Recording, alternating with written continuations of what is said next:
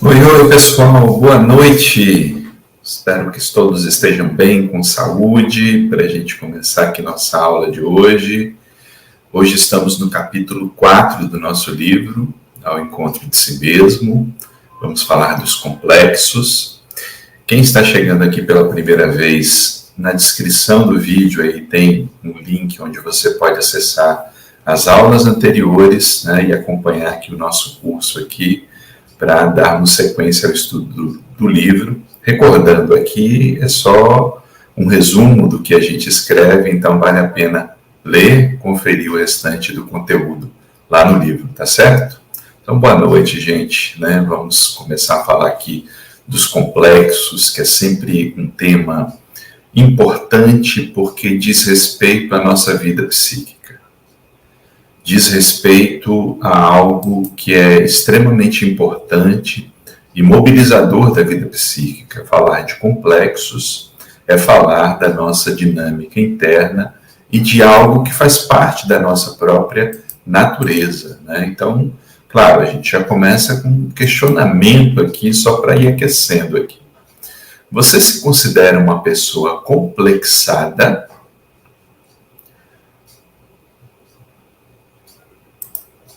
E aí, o que vocês acham?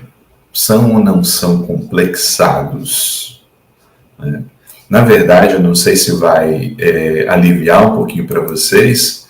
Em verdade, todos temos complexos. Então, podem ficar tranquilos se alguém chamar vocês de complexado, porque todos temos complexos. A gente vai explorar um pouquinho mais aqui a definição de complexo e ver que é parte da vida psíquica de todas as pessoas, não é? Aí, o Darie já diz que sim, um sim aqui maiúsculo, Rosa diz que totalmente, Ângela, sim, somos, né? E olha, Rosa, Ângela, Darie, fiquem tranquilas, porque todo mundo tem complexos. O ponto mais difícil é quando os complexos nos têm. É aí que a gente fica realmente complicado, né?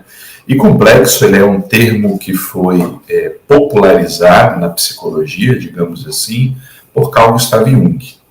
Embora Freud analise na sua obra complexo, principalmente o complexo de Édipo, o complexo de Electra, mas Jung vai popularizar o termo, vai trazer uma análise mais profunda do termo, vai observar, e ele cria, logo no início do processo de desenvolvimento da sua psicologia, ele cria um método para tentar observar os complexos dos seus pacientes. É um método chamado de associação, teste de associação de palavras. Então, Jung elencava várias palavras aleatórias, ia falando uma palavra para que a pessoa respondesse o que lhe vinha à mente a partir daquela palavra. E ele começava pedra, sapato, bola, e assim sucessivamente, mas no meio daquela fala ele trazia algo, por exemplo, pai, mãe, injustiça, trazia palavras assim que conectavam a pessoa a vivências pessoais. E o que ele repara? Quando ele tocava em alguns pontos sensíveis, a pessoa reagia. Ficava com a emoção à flor da pele, ele media a temperatura, media a resposta corporal. Então, a partir daí, ele começa a desenvolver a própria teoria dos complexos, ou seja, existem determinadas circunstâncias que, quando chegam mais próximas da consciência, provocam um incômodo. E, a partir disso, Jung vai estudar esses incômodos, trazendo até nós a noção de complexo. Em Um Homem, a Descoberta da sua Alma, Jung vai explicar um pouquinho mais como era esse contexto. Quando uma palavra indutora só interessa a superfície da consciência, a reação é normal e nada acontece de insólito. Mas quando, pelo contrário, toca e atravessa os diques protetores da vida interior e penetra no âmago do eu, determina uma perturbação da reação exterior, desencadeando na intimidade do ser um automatismo para o qual o sujeito não está preparado, que lhe prende a atenção e, de certo modo, o subjuga. Então, temos dentro de nós, temos na nossa realidade psíquica, essa dinâmica de conteúdos que algumas associações conseguem tocar e trazer à tona um outro estado emocional e diga-se de passagem, a revelia do ego. Então, Jung vai trabalhar com os complexos como entidades, e aqui entidade eu não estou falando de espírito não, viu gente? Como entidades relativamente autônomas, né, são mais ou menos autônomas de acordo com a estrutura do ego, e que mobilizam um estado emocional, muitas vezes que a pessoa não quer ter. Né? E aí eu pergunto para vocês, nunca aconteceu, de repente você está num lugar, está vivendo certa circunstância, e do nada surgiu um incômodo. Começa a ficar incomodado, a emoção fica diferente, a gente fica com raiva, com tristeza, com medo, mas pode ser também uma emoção, vou botar positiva aqui entre aspas, porque emoção é emoção. A gente que dá o significado a ela de positiva ou negativa, mas na verdade as emoções são respostas. E a emoção é o fio para a gente começar a entender o complexo, porque, na verdade, né, toda a formação dos complexos, ela está baseada em emoções. Então, claro, bom, aqui online não vai dar para a gente fazer o teste de associação de palavras, né, em algumas aulas presenciais a gente já realizou esse teste, mas é muito curioso, né? Depois Jung até dispensou a utilização disso porque percebeu que o simples tocar em alguns temas trazia algumas dificuldades emocionais.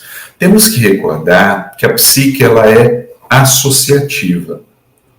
E porque ela é associativa, algumas memórias trazem lembranças específicas. Por exemplo, eu posso perguntar para vocês aqui, cheiro de café com bolo. A pessoa vai falar de comida na hora do café, na verdade. Cheiro de café com bolo, leva vocês para onde?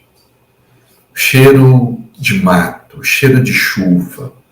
E muitas vezes a gente vai associando a lembranças, e essas lembranças podem nos conduzir a vivências emocionais gravadas dentro de nós. Lia, não, você não perdeu não, mas quem for chegando aí depois pode voltar, porque a aula fica gravada para ver tudo. Então, essas memórias que nós temos, memórias afetivas, memórias emocionais, algumas positivas, outras negativas, algumas até mesmo sofridas, dizem respeito aos complexos. Pois é, né, Genivalda? Assim, como a gente faz essa associação? Às vezes um perfume que você sente o cheiro que lembra de alguém, e daí, a partir disso, você é levado a recordações ou positivas, né, ou um pouco menos confortáveis, de acordo com a vivência que nós tenhamos tido.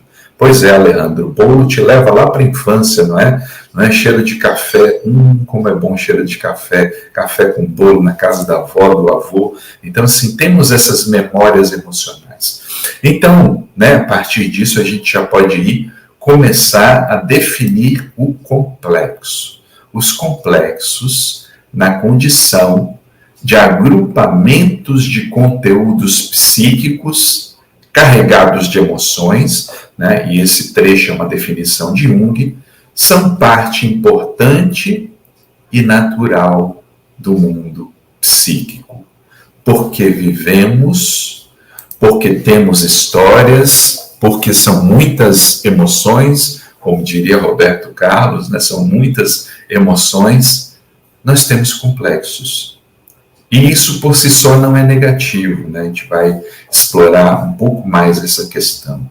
Né? Os complexos nos levam a lembranças, algumas que trazem um efeito positivo, outras que trazem lembranças que o ego ainda não sabe lidar. Mas é importante saber que os complexos são agrupamentos de conteúdos psíquicos carregados de emoções. Por isso que a gente diz, quanto mais forte uma emoção vivida, mais forte a lembrança, não é verdade? Né? Quando a gente se lembra de algo que teve impacto emocional, né, vivências, algumas traumáticas, outras positivas, a gente é capaz de lembrar onde estava na hora que viveu aquilo. Alguns lembram a roupa que estava, as pessoas que estavam juntas. Por quê? Porque ficou gravado com a nossa emoção. E tudo que é gravado com a nossa emoção traz um colorido especial. A gente costuma dizer que os complexos, né, eles são, né, as emoções são o colorido e o tempero da nossa vida psíquica. Por isso mesmo que os complexos, eles surgem trazendo toda essa dinâmica psíquica e nos desafiando a entender os pontos que estamos mais vulneráveis. E aí, aquele ponto, a gente separa os complexos, né? Aqui vamos dar uma breve passeada em alguns complexos, mas os complexos são tão variados quanto variadas são as vivências humanas. Né? A título de exemplo, é como se cada tema da vida humana guardasse uma gaveta dentro de nós. Então, que se refere ao paterno, ao materno, aos relacionamentos, ao trabalho, enfim, todas as dinâmicas existenciais de superioridade, de inferioridade, todas as vivências que vão sendo acumuladas em determinados aspectos da vida e que nós vivenciamos emoções, né? Se faz sentir, faz sentido, a Cidinha coloca aqui, né?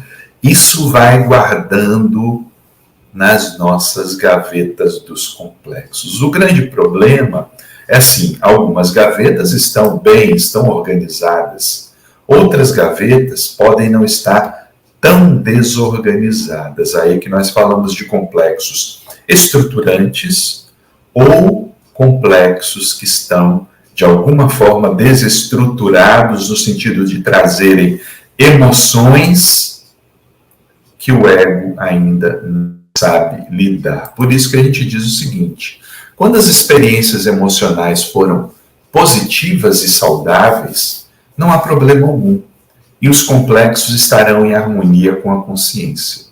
O problema começa a surgir quando as emoções vivenciadas foram interpretadas de forma negativa pelo ego, que tende a rejeitá-las, negá-las e suprimi-las. Mas aí eu pergunto para você, o que foi reprimido, o que se tentou suprimir, deixa de existir?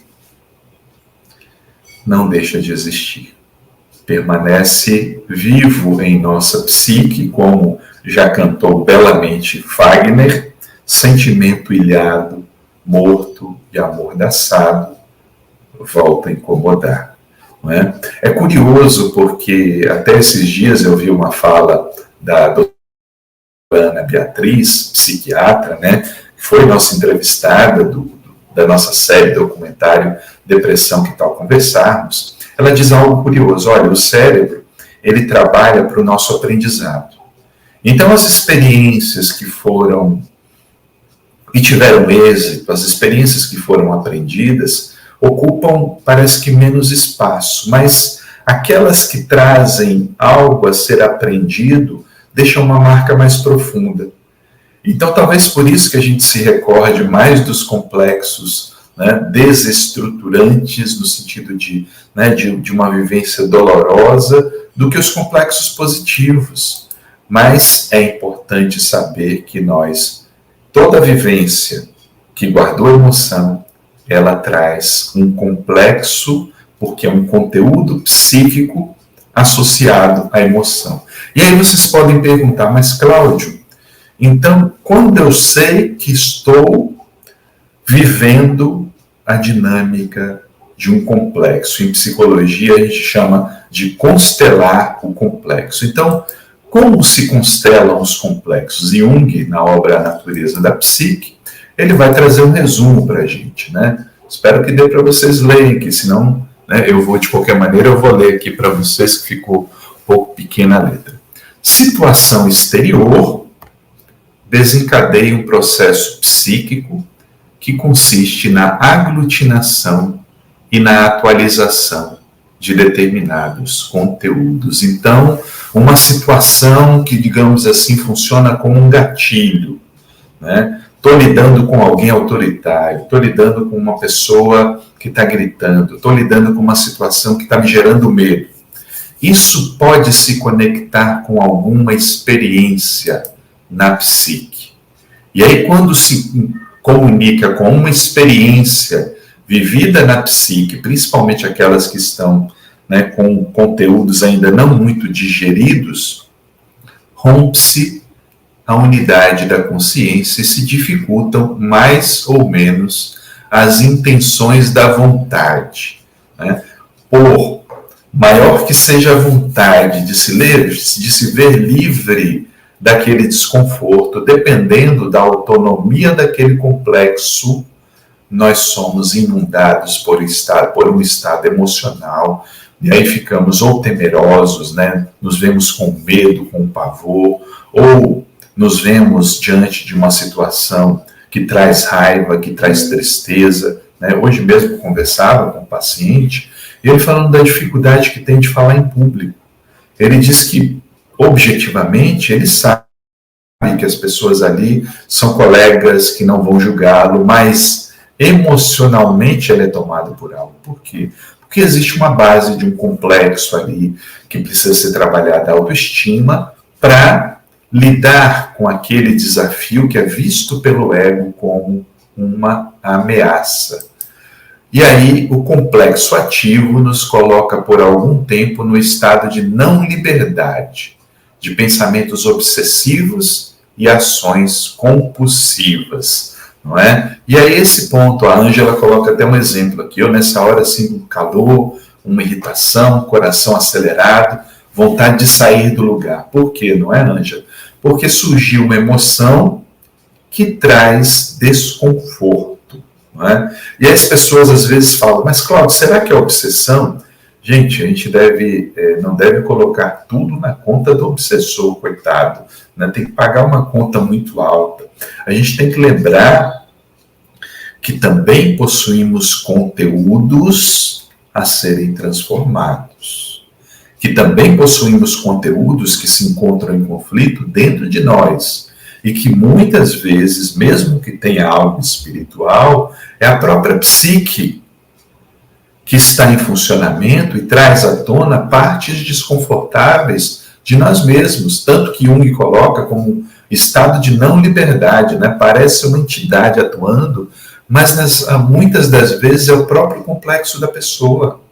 Situações que ela não sabe lidar, situações que o ego não foi estruturado devidamente para lidar. E aí a própria memória é muitas vezes profundamente afetada, daí se deduz que o complexo é um fator psíquico que em termos de energia possui um valor que supera, às vezes, o de nossas intenções conscientes. E aí esse é o ponto, não é? Assim, essas vivências emocionais, dependendo da força, elas trazem um conteúdo emocional que rompe com o estado normal, natural de funcionamento do ego. E aí, né, o próprio Alejandro faz um questionamento. Um trauma pode levar a um complexo?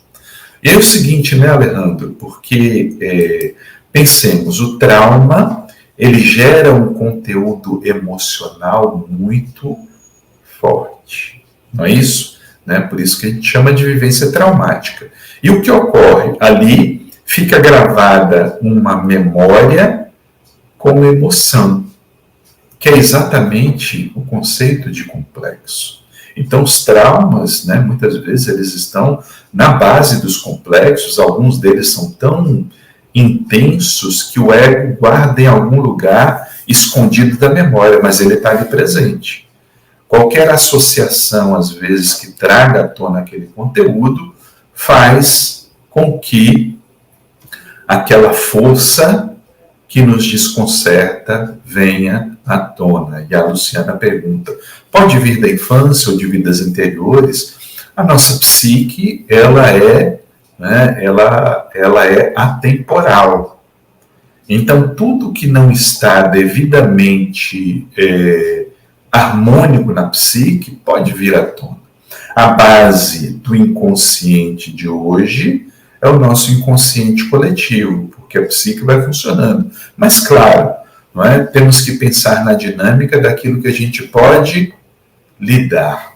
E os conflitos não solucionados, eles de alguma forma vão ganhando representações também na vida atual. Não é? E aqui a gente pode falar de um complexo, por exemplo, complexo materno. Complexo materno diz respeito a todas as nossas vivências com a mãe e o materno. Não necessariamente só com a mãe biológica, porque algumas pessoas têm mães adotivas, ou formações familiares que alguém vai trabalhar aquela dinâmica. A gente tem que atualizar um pouco também, né, o próprio entendimento do complexo materno, porque hoje existem novas dinâmicas familiares. E temos que pensar nisso como um processo psíquico, não necessariamente biológico, entendem? Não é? Então a dinâmica continua válida. Não é? O que pode ocasionar, por exemplo, um complexo materno negativo? Não é? E aí eu trago algumas, claro que isso aqui é um resumo, porque o complexo materno ele é, né, digamos assim, um dos mais importantes na psique pela força da ligação com o materno.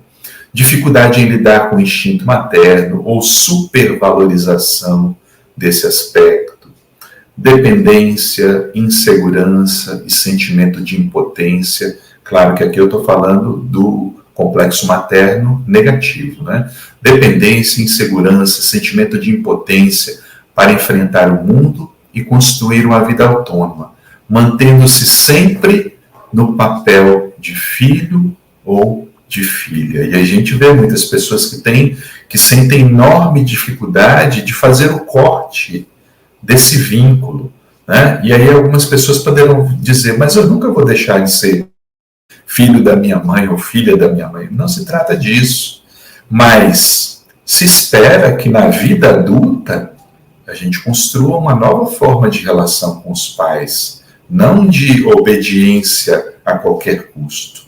Porque, né, é um imperativo da individuação sair da dependência de um ordenamento externo para o ordenamento interno do indivíduo, o próprio self. O self tem que ser o seu guia. Se isso não acontece, a gente fica na dependência do complexo materno, a gente não ganha autonomia. E aí, né, surge uma dificuldade em estabelecer uma relação saudável com a ânima ou com o próprio feminino e com a vida em geral. Por quê?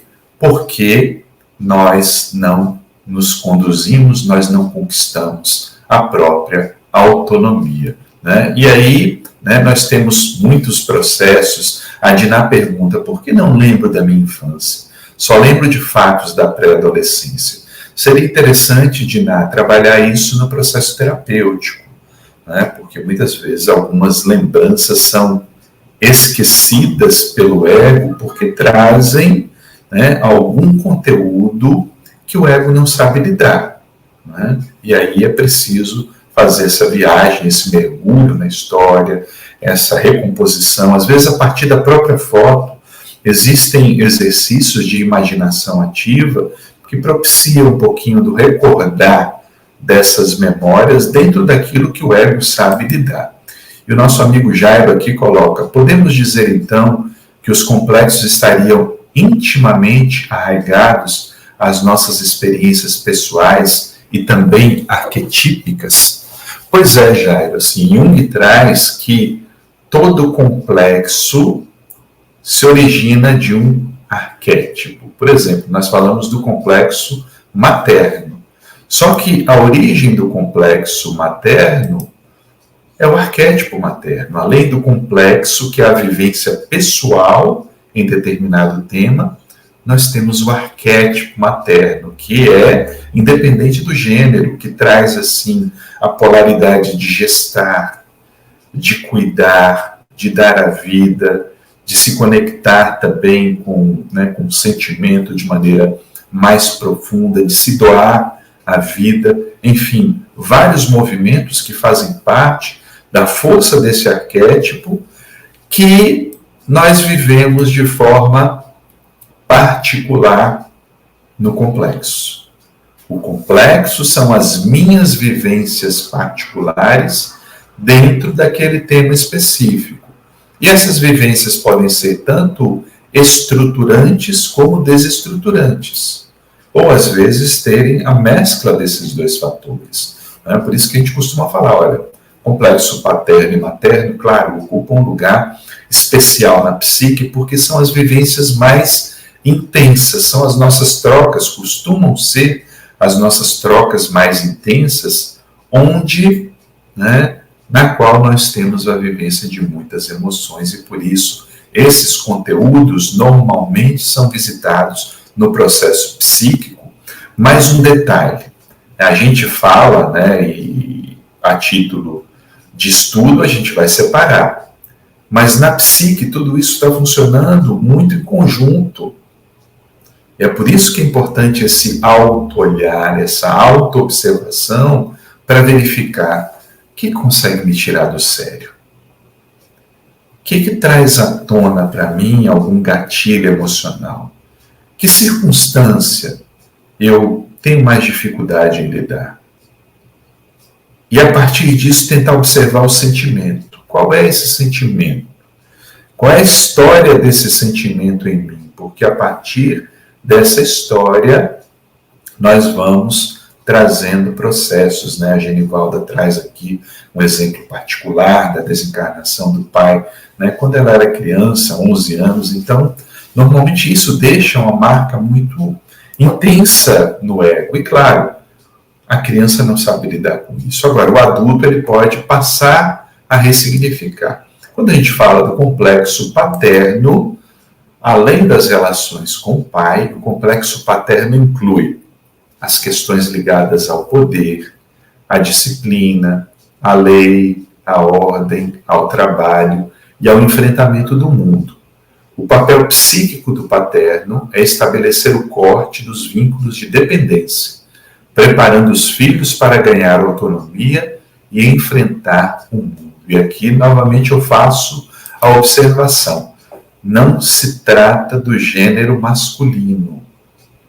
A psique, ela é agênere, Ela não tem gênero. A psique, ela traz essas duas polaridades. Então, mesmo nas novas formações de família, os complexos paterno e materno estão atuantes, porque se trata de um processo psíquico que a gente vai atualizando de acordo com as vivências da coletividade. Então, assim, muitas vezes essa dificuldade, de poder, de disciplina, da lei, da ordem, do trabalho, a gente vincula uma vivência do complexo paterno negativo. Claro, a gente ainda traz muito disso da regência do mundo do patriarcado. À medida que as coisas forem se equilibrando, a gente espera que seja muito rápido isso, a própria vivência do complexo vai sendo atualizada. A atualização do complexo é isso, à medida que nós vamos vivendo algumas questões, aí a gente vai também transformando a questão do complexo. A Luciana faz uma questão aqui referente à constelação familiar. Luciana, eu precisaria estudar um pouco mais o tema, para poder responder na ótica da constelação familiar, porque minha formação é junguiana, então até para não ser leviano aqui. Mas é importante a gente olhar, existem vários prismas dessa força da dinâmica do complexo, que quanto mais a gente conhece, quanto mais a gente estrutura o ego, melhor a gente consegue lidar com esse processo. Então, por isso mesmo, e aí vem a pergunta das pessoas, né? Então, o que eu faço com os meus complexos? Como é que a gente pode começar a integrar, né? Trazer um pouco mais para perto e mudar a dinâmica dos complexos para que eles não nos desestruturem tanto? Bom, em primeiro lugar, é fundamental conhecê-los como passo essencial para transformá-los. Por isso, é importante estar atento aos estados emocionais que nos perturbam e tentar identificar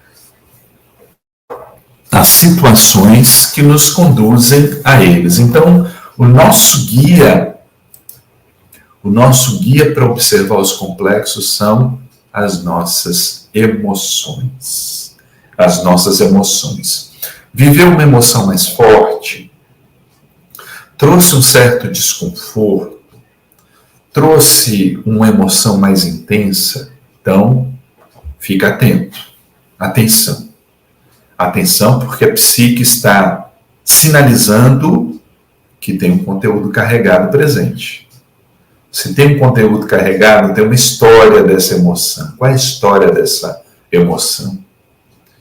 Ela é familiar para você? Quais outros momentos que isso veio à tona? Então a gente começa a mapear a partir dos gatilhos, a partir das emoções, os complexos vividos. Muitas vezes alguém que fala de forma autoritária, e aí a gente lembra que na nossa família também a gente vivia aquilo, dentro da dinâmica do paterno, então ali já vem alguma dica para a gente trabalhar aquele conteúdo. Então, quer seguir o complexo? Siga a emoção. Siga o caminho da emoção. Perceba, principalmente quando você sente medo, raiva, tristeza de uma forma mais acentuada, né? Especialmente quando não tem um fator objetivo específico ali que justifique aquela emoção, é porque algo dentro de você foi tocado. E foi tocado de uma maneira intensa, trazendo um pouco da sua história emocional. E por isso, está dizendo respeito a um complexo presente, né? Ana Cecília pergunta aqui, qual a diferença de complexo e sombra, não é? Porque complexo, ele é uma história dentro da gente, Ana Cecília. O complexo ele é uma história carregada de emoções. A sombra, a gente viu que é aquela parte que o ego não aceita no seu comportamento. Ele não reconhece como atitude sua. Claro que se eu tenho pontos sombrios e eu me fecho na persona, eu posso gerar um bloqueio ainda maior para lidar com os meus complexos afetivos. Então, a diferença, sim, o complexo, ele se enraiza na nossa história. Ele é a nossa história emocional. Diz respeito aos conteúdos.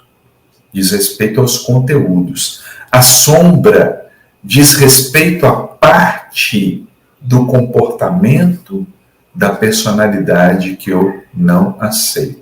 Claro que, às vezes, essas coisas interagem entre si. Ficou claro, Cecília? Espero ter ajudado. Sim, Leninha, nós estudamos os complexos, mas como estamos aqui seguindo o livro, a gente volta, mesmo porque complexo sempre tem coisa para aprender, não é verdade? Então, bom, primeiro momento, vamos seguindo a nossa emoção, percebendo que pontos tocam a nossa emoção, para tentar fazer a conexão com alguns eventos específicos. Ao conseguirmos estabelecer a associação, os eventos que nos causam certa perturbação, chegaremos à raiz dos complexos. O constante exercício de autoobservação, de atenção ao nosso comportamento e aos excessos praticados também são bons aliados para a identificação dos complexos. Então, quanto mais atentos, quanto mais atenção a gente tenha ao nosso estado emocional, quanto mais atenção a gente tem à nossa própria história, quanto mais atenção a gente tem aos excessos que nos chegam, mais possibilidade a gente tem de chegar à raiz, de mergulhar mais fundo em nós mesmos, verificar as coisas que nos trazem um certo desconforto e começar a se predispor a atuar de maneira diferente, a diluir, né?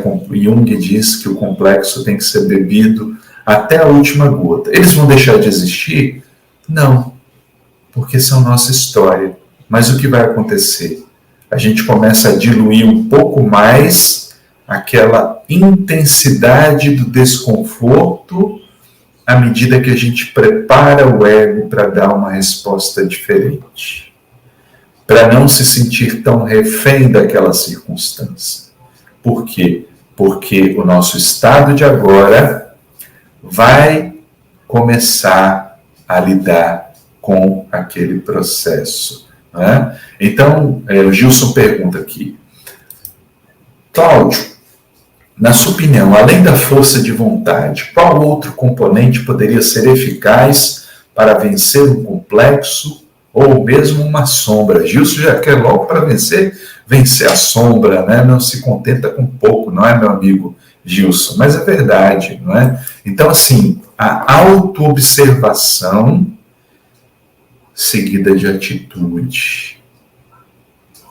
Qual eu imagino ser o melhor comportamento diante daquela circunstância que me desafia? Ele diz respeito a uma pessoa, a uma circunstância. Por exemplo, né, eu falei do caso aqui da dificuldade de falar em público, que trazia um complexo de julgamento. Então, qual o exercício que a gente pode fazer? Começar a trabalhar internamente, né? Se eu vou falar para um público, começar a fazer isso com pessoas próximas, com um pequeno grupo de pessoas, ou mesmo diante do espelho, trabalhos de imaginação, no sentido de vou me imaginar falando, lidando com aquele conteúdo, lidar melhor com os próprios erros, porque muitas vezes também o orgulho atrapalha, a pessoa não quer ser criticada, tem medo de errar, e todos nós erramos. Então, é parte do processo desse aprendizado, né? Autoobservação seguida de atitude e uma atitude perseverante para a transformação, ao tempo que vai fazendo um trabalho de autoestima, né? Por isso que a gente tem esse trabalho pela frente, né? A partir disso, nós temos pela frente o trabalho de diluir a intensidade emocional que nos aflige. Uma das formas é rever a nossa história, identificar e expressar emoções que ficaram contidas, muitas vezes transformadas em ressentimentos, né? E o próprio nome já diz, o ressentimento, sentir de novo, né? Voltamos a sentir aquilo que nos incomodou em algum momento. E é esse o processo, gente, assim, não tem mágica nisso, né? Não é um curso que a gente vai fazer num final de semana e vai se ver livre do complexo, né? Jung falava aquela frase sobre a sombra, né? Não é somente imaginando figuras de luz que a gente vai se tornar iluminado. Claro, meditação é importantíssima como ferramenta, mas como ferramenta para ação. A reflexão promove ganho de consciência.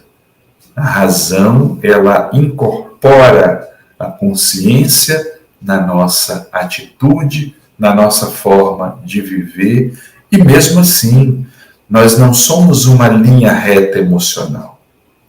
Não é porque em determinado momento eu lidei melhor com um complexo, né, que em outro momento ele não possa me desafiar.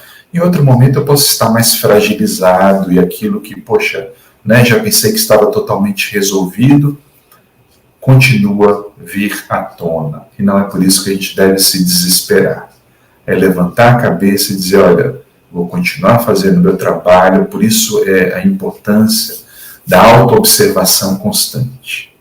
Estarmos constantemente nos observando, verificando nossas emoções, verificando nossas dificuldades, inseguranças, para que a gente possa começar a ressignificar as experiências que vivemos, né? E o trabalho com o complexo, né, ele faz uma mágica no tempo.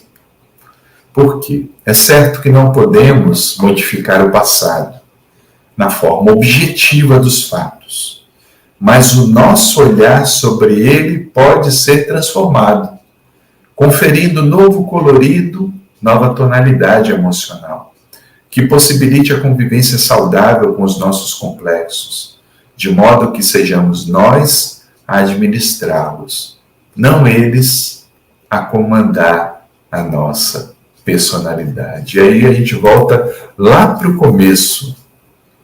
Vocês são complexados, nós somos complexados, sim, nós temos complexos, né? Mas o importante é que o complexo não nos tenha, no sentido de ter total autonomia sobre o ego. Não.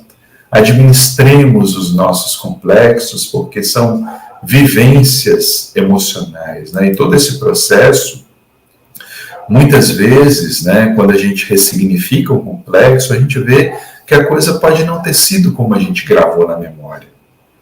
Por quê? Porque muitos desses complexos foram gravados com olhar infantil. Imaginemos, por exemplo, as famílias, né, décadas atrás, eram muito mais numerosas. Então era difícil um pai, uma mãe, um educador, né, ou substituto, ter atenção exclusiva para com a criança. Ou a educação era muito mais rígida, então deixou marcas muito severas. Agora, o olhar do adulto, ele pode entender um pouco mais o processo e trazer a luz da claridade para aquela memória que ficou gravada com a psique infantil e assim reformular todo esse contexto. Então, gente, sugiro, leiam, né, leiam sobre os complexos. Nesse capítulo tem um pouco mais de informações. Façam disso um exercício pessoal, né? Exercitem verificar quais complexos que vêm à tona com maior frequência, não é? E aí a Cláudia, minha amiga Cláudia aqui, lembrando a aula passada, né, coloca algo fantástico. Espelho, espelho meu, mostre-me meus complexos para me ajudar a ser mais leve. Vou perguntar ao espelho amanhã. Pois é, minha amiga Cláudia, é preciso, né, que a gente se veja nesse espelho e deixe que os complexos reflitam, porque quanto mais a gente fizer isso, menos autonomia eles têm na dinâmica psíquica. Até vão aparecer, mas teremos mais habilidades para transformá-los. Então, gente, obrigado pela companhia, né? Eu pedi lá no grupo que quem puder, tira uma foto aqui do estudo, tira uma foto do livro, posta nas redes sociais e marca a gente lá, @Cláudio Sinotti, @Iris Sinotti, @Interlitera, né, que é a editora do nosso livro, para a gente divulgar esse estudo aqui, para trazer mais gente para conhecer a si mesmo. Tá bom, gente? Um grande abraço para vocês. Lembrando, né, quem chegou depois, a aula fica gravada, e na descrição do vídeo tem lá a playlist para ver as aulas anteriores, tá bom? Obrigado a vocês também, gente. Grande abraço, viu? Fiquem bem, paz e com saúde.